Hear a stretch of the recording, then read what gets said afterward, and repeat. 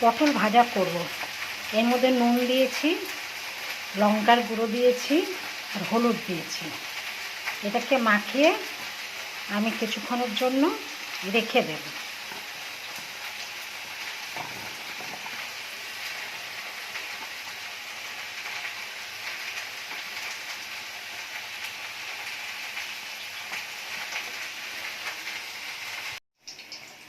কড়াইতে তেল গরম হয়ে গেছে আর পটলগুলো দিয়ে দিচ্ছি।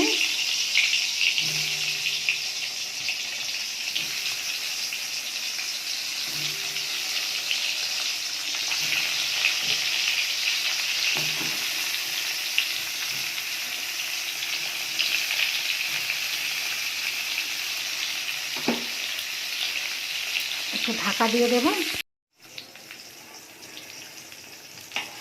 পটল ভাজাগুলো হয়ে এসেছে। এটা পটলগুলো একটু পেকে গেছিলো, ওই জন্য বলে একটু ভেজে নিই। একটু পাকা পটল ভাজা করে নিলাম। পটল ভাজা হয়ে গেছে।